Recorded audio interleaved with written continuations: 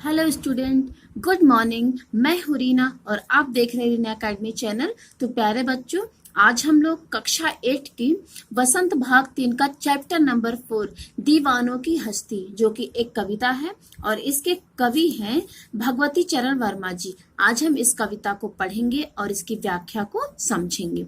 आइए हम लोग स्टार्ट करते हैं। हम दीवानों की क्या हस्ती है, आज यहाँ कल वहां चले, मस्ती का आलम साथ चला, हम धूल उड़ाते जहां चले।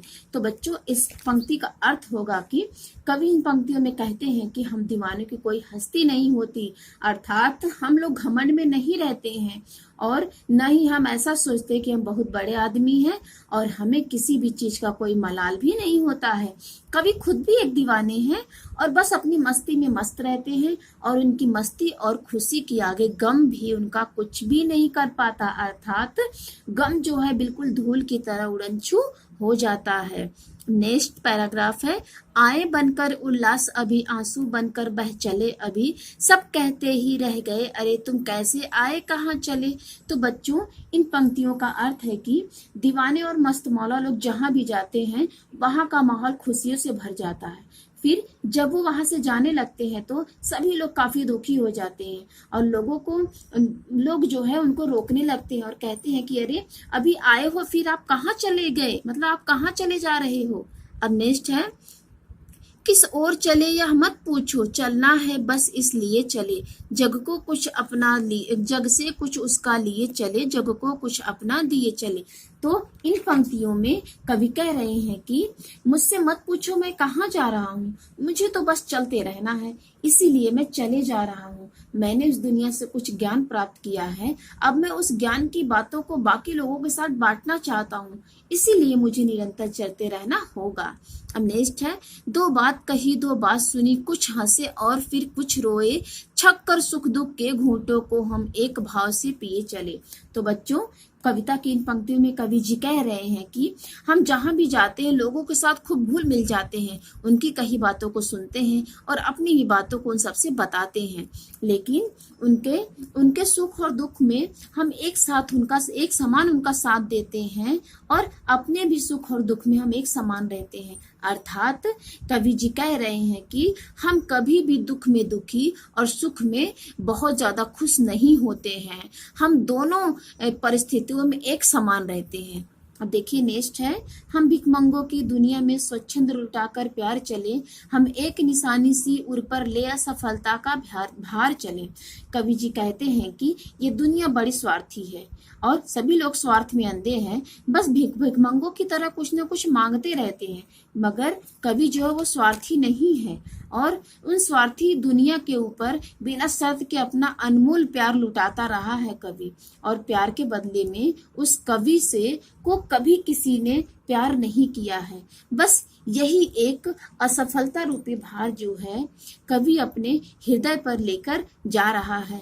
अब अपना और पराया क्या आबाद रहे रुकने वाले, हम स्वयं बंधे थे और स्वयं हम अपने बंधन तोड़ चले। तो बच्चों, ये कविता की ये अंतिम पंक्तियों में कवि जी कहते हैं कि अब उनके लिए दुनिया में कोई भी अपना या पराया नहीं है।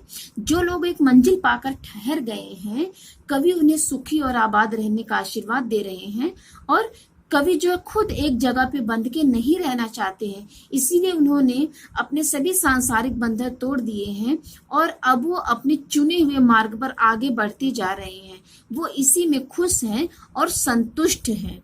कवि जो है सांसारिक बंधनों में न बंध करके वो अभी और आगे बढ़ते रहना चाहते हैं, इसी में कवि खुश और संतुष्ट हैं। तो बच्चों, ये देखिए इस लेसन में 3 क्वेश्चन है।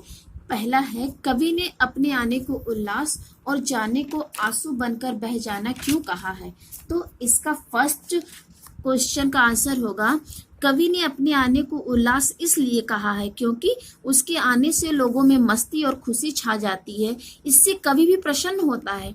लेकिन जब कवि किसी जगह को छोड़कर जाने लगता है तो वहां लोग दुखी हो जाते हैं। ऐसी विदाई की घड़ी में उसकी सबकी आंखों में आंसू बहने लगते हैं, इसीलिए कवि ने अपने जाने को आंसू बनकर बह जाना कहा है और आने को उल्लास कहा है। ठीक है बच्चों, अब देखिए सेकंड क्वेश्चन है, भिखमंगों की दुनिया में बेरोक प्यार लुटाने वाला कवि ऐसा क्यों कहता है कि वह अपने हृदय पर असफलता के एक निशान भार की तरह लेकर जा रहा है? क्या वह निराश है या प्रसन्न है? तो बच्चों, कवि के अनुसार ये दुनिया स्वार्थी है, इतनी लालची है कि इसने कभी निस्वार्थ भाव से कुछ देना जो है कभी सीखा ही नहीं।